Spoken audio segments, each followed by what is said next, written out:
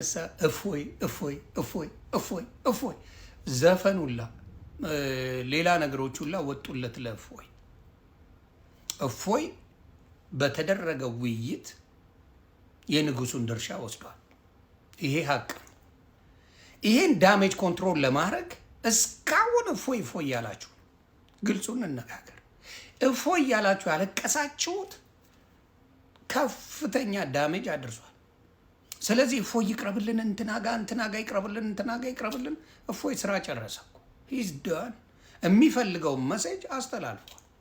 ምክንያቱም ለዘመናት ደብቃችሁ እውነተኛ ሙስሊሞቹ የሚያመልኩትን አምላክ የራሳቸውን ነው የሌላ አይደለም፣ እነሱ የሚያመልኩትን ትታችሁ ሌላ ጨምራችሁ ህዝቡን ስታዋክቡት ነበር።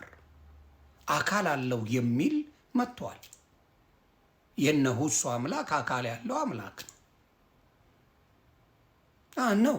ይሄ ነው አሁን መደረግ ያለበት። ምንድን ነው? እንደ አንድ እስልምና ጥሪ ብዙ ሙስሊሞች አላህ አካል የለውም የሚሉ ሙስሊሞች አሉ።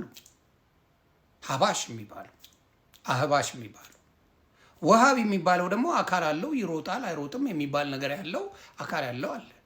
መወያየት ያለባችሁ መጀመሪያ እናንተ ውስጥ ያለውን ነገር ነው ማጥራት ያለባችሁ። ዳሜጅ ኮንትሮል ለመስራት እፎይ ፈርቷል፣ እፎይ አልመጣም፣ እፎይ እንደዚህ የሚባለው ነገር ምንም አይፈይድም። ከዚህ በኋላ ለምን አትቀበሉም? ጥሪያችሁ ሁሱ ለምን አትቀበልም? የጠሩን ጥሪ አህባሽ የተባሉት ጥሪ አድርገውልሃል። እሱን ተቀበልና ተወያዩ። ከዛ በኋላ ኦኬ እናንተ ተወያያችሁ፣ በእስልምና ውስጥ ልዩነት እንደሌለ አስረዳችሁ።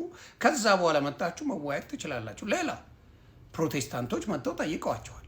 እሺ ብላችሁ ተቀብላችሁ በውስጥ ሚስጥር አድርጋችሁ አውርታችሁ በውጭ ወጣችሁ ግን ሌላ ብላችሁ ዋሻችሁ። እፎይ ጥሪ ሲቀበል በአደባባይ ጥሪውን አድርጎታል። ልጅቷ ያደረገችውን ማለት ነው። ጆኒ ራጋ የምትባለውን ያደረገችውን በአደባባይ ተቀብሎታል። ሁሱም በአደባባይ ተቀብሎታል። ገጥሟል። አሁን ያልተቀበለበት ምክንያት እናንተ ቤት ኬዝ አለ። ምን አይነት ኬዝ? የፈጣሪያችሁ ጉዳይ ተወዛግቧል። አካል አለው አለ የሚላለ፣ አካል የለውም የሚላለ። በዚህ መሀል ያለውን ነገር ችግር ሳትፈቱ የእፎይ መምጣት ለእናንተ የሚጠቅመው ምንድን ነው? እስቲ ንገሩ። ምንድን ነው? ለሙስሊሞች በቅንነት አስረዱ። ከጥላቻ ወጣችሁ ውይይት ማለት ውይይት ነው። ሰደበን የምትሉት ነገር ምንም አንዳች ነገር አልተሳደበም። ስሜታዊ ለማድረግ ብዙ ነገር ሞክሯል። ሁሱ ግን አልተሳካለትም። የሚፈልገውን መሴጅ ደሊቨር አድርጎ ወጥቷል። አላህን ለማስረዳት 5 ደቂቃ ይበቃኛል፣ ከዛ 2 ደቂቃ እያለ እናንተ ጋር ሲያላግጥ የነበረው ሁሱ እንጂ ወንድማችን እፎይ አይደለም። ጭራሽ 15 ደቂቃ አይበቃኝም፣ 20 ደቂቃ አይበቃኝም እያለ ሲናገር የነበረው እፎይ እንጂ ሁሱ አይደለም። ሁሱ ተናግሮ ሳይዘጋጅበት መጥቶ አልቆበት ደቂቃ የሚለው ጠፍቶት ግራ ገብቶት የመጣ ሰው ነው። በባዶ በጭብጨባ ብቻ ጀግና የተባለ ሰው ነው። በጭብጨባ በነገራችን ላይ ይሄ ወንድማችን የሰንበት ተማሪ አይደለም። ቤተክርስቲያን ድቁና የለውም፣ ክህነት የለውም። ቤተክርስቲያን አይደለም ያስተማረችው። ራሱ ጥሮ ግሮ ትምህርቱን ተምሮ በራሱ መንገድ ሄዶ ያመጣው ነገር እንጂ የቤተክርስቲያን እንኳን ክህነት የለው። የእናንተ አለ የተባለ 5000 ሰው አሰለመ፣ ኡስታዝነት ሰተነዋል፣ መጅሊሱ ሰጥቶታል የተባለ ሰው ጋር ነው የገጠመው። ገጥሞ ግን ያመጣውን ውጤት እናንተ አይታችሁታል። እቺን ነገር ለማስተካከል ያዙኝ ልቀቁኝ ስትሉ አላችሁ። አሁንም ነግራችኋለሁ፣ እፎይ ለጊዜው አይቀርብም። የእናንተን ችግር ሳትፈቱ እፎይ አይመጣም።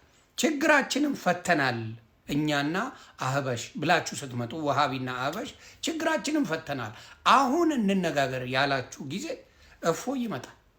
የዛኔ እፎይ መጥቶ በስነ ስርዓት